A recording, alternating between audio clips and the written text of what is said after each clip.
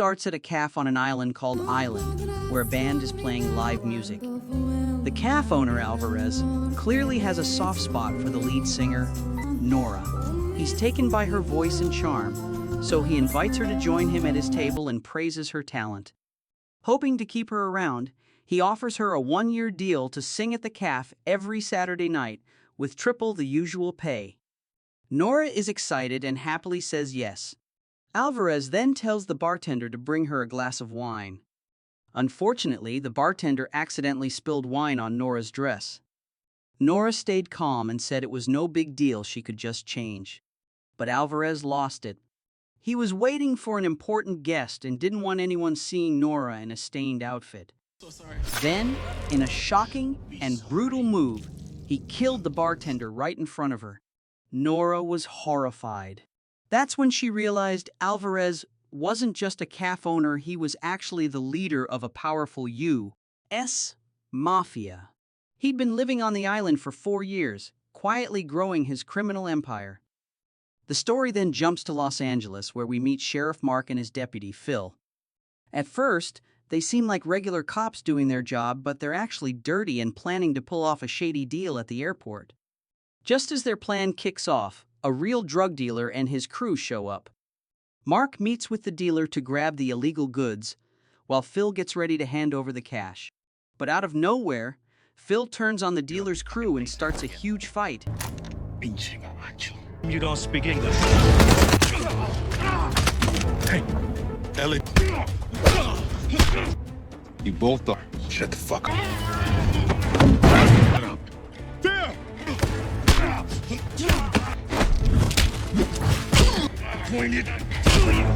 In the middle of all the chaos, Mark's phone rings. It's his mom, calling to tell him that his brother has just been found dead. After getting the heartbreaking news, Mark rushed back to his hometown, which turned out to be the same island. He went to his brother's funeral and was stunned to find out that his brother was the bartender Alvarez had killed. Their mom was completely crushed by the loss of her youngest son.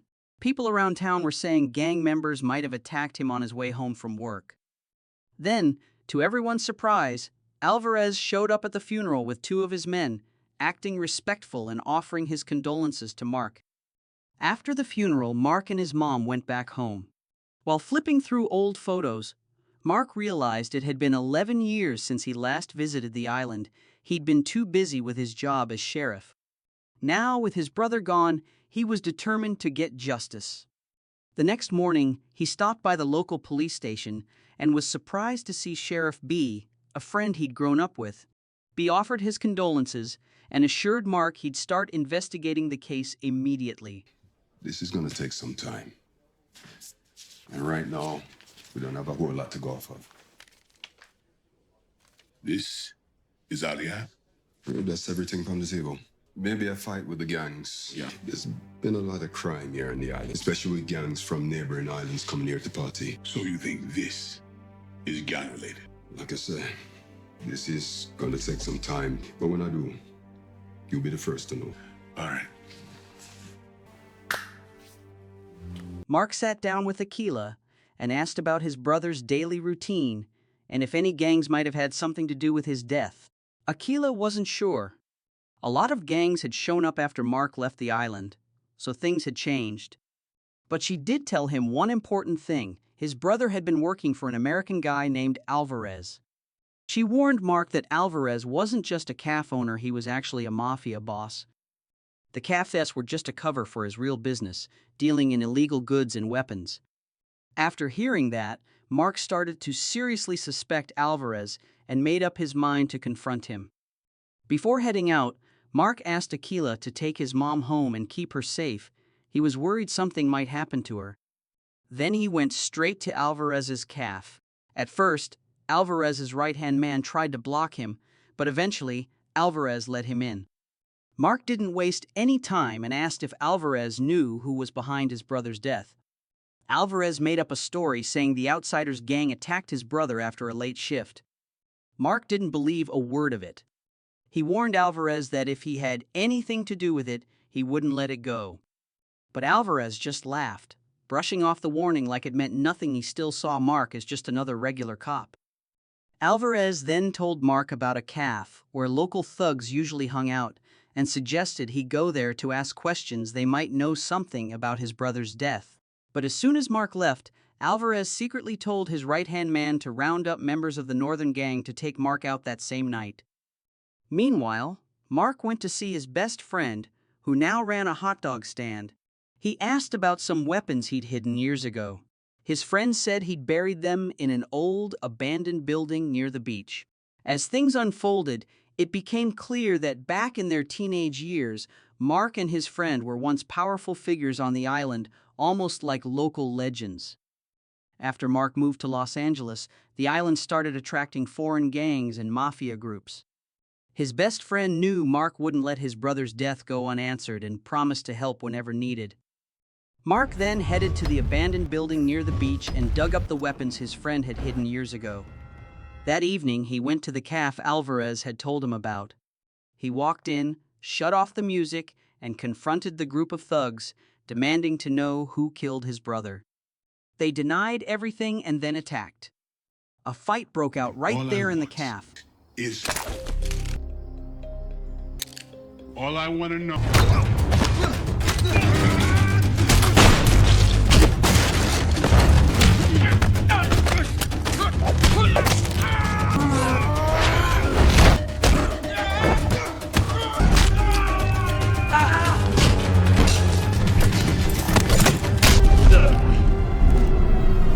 You broke my fucking nose.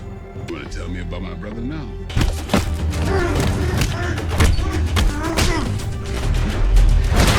Mark quickly took down the thugs with ease and once again demanded to know who killed his brother.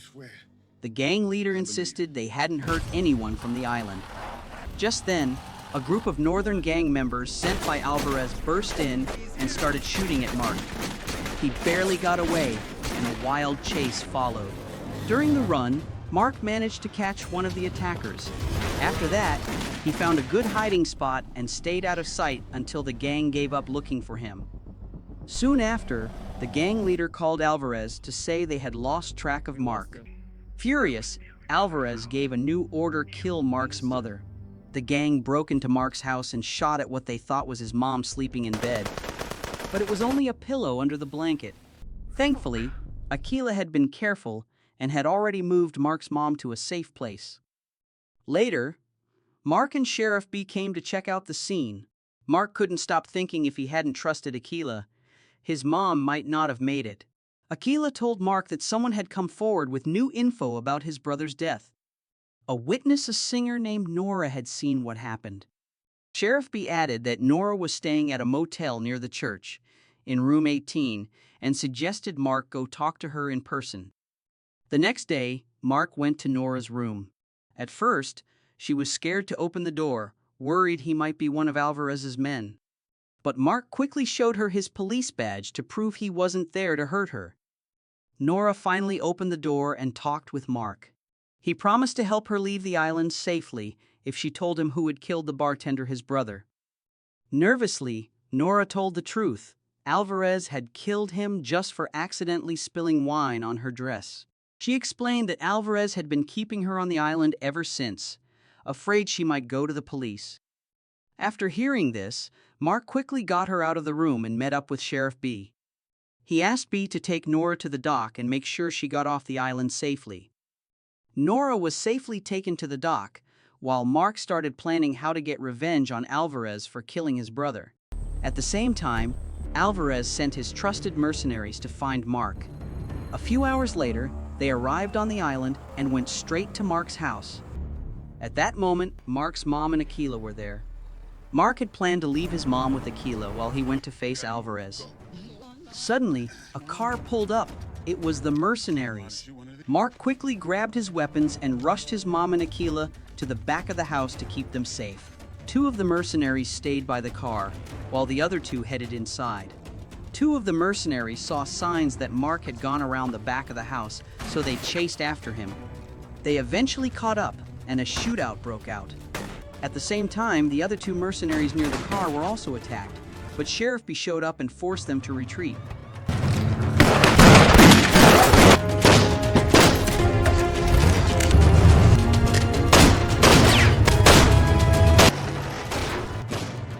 Mark managed to take down one of the men chasing him, while the other ran away. Later, B called Mark, who said he had taken his mom and Aquila to his best friend's hot dog stand to keep them safe. The scene then shifted to Alvarez and his right-hand man, who were searching for Nora at a hotel. Alvarez was furious when he found out Nora was gone. In a fit of rage, he killed the hotel guard for not keeping her safe. Meanwhile, Mark brought his mom and Aquila to his best friend's house. He planned to leave them there while he went after Alvarez. His best friend, the hot dog vendor, welcomed them warmly. As Mark got ready to leave, Aquila said she wanted to go with him. He tried to talk her out of it, but she wouldn't back down. In the end, they decided to face the danger together. That night, Mark and Aquila waited for Sheriff B to arrive as planned. B showed up in his car but didn't get out. Worried, Mark and Aquila went to check on him and were shocked to find him badly wounded. Suddenly, gunshots rang out. It was an ambush by Alvarez's last 3 mercenaries.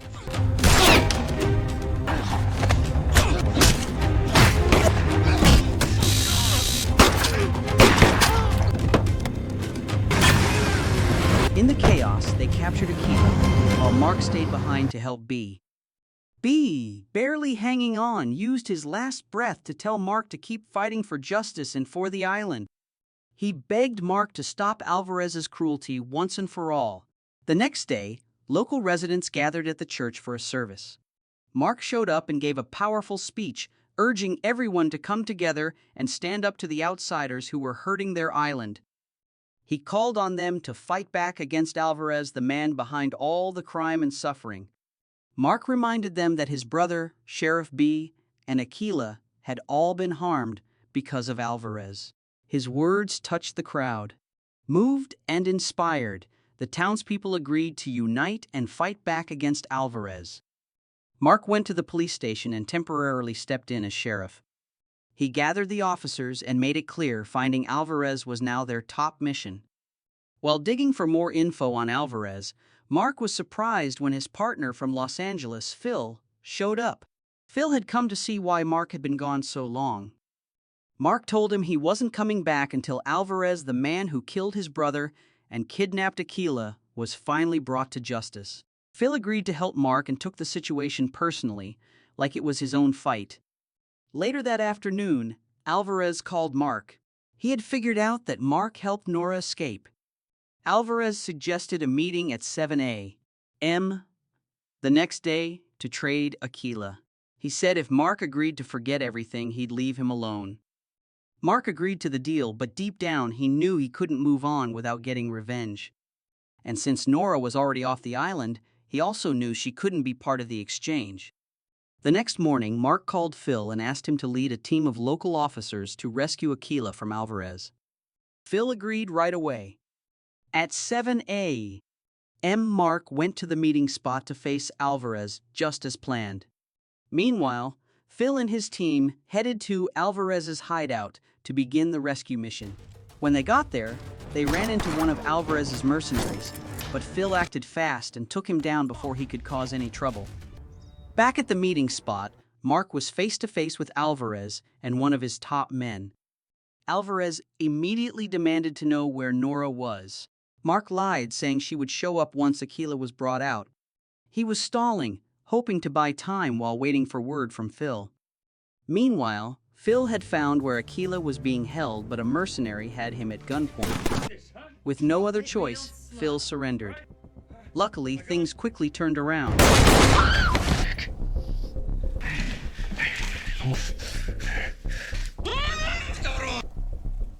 Going out. You okay? Me.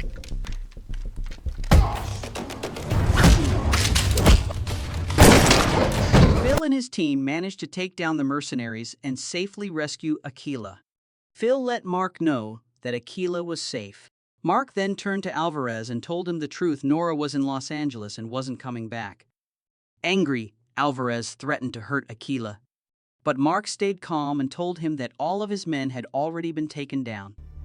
Furious, Alvarez ordered his right-hand man to shoot Mark. But before anything could happen, the hot dog vendor and a group of islanders showed up, surrounding Alvarez with their weapons, ready to fight. Mark told everyone to put down their weapons and challenged Alvarez to a one-on-one fight to settle everything once and for all.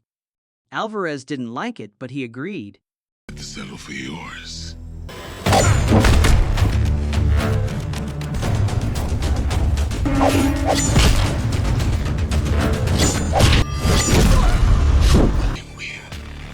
Look forward to it. During the fight, Mark gave Alvarez a taste of his own medicine, just like what he did to Mark's brother. In the next scene, Mark and Aquila shared a quiet, emotional moment on the beach. It was clear they were in love and planning to get married. Later, Phil invited Mark to come back to Los Angeles, but Mark said no. He decided to stay on the island and protect it from any future threats. The movie ends with a clever message: never spill wine on someone's dress, especially if they're secretly a mafia boss. It might lead to chaos.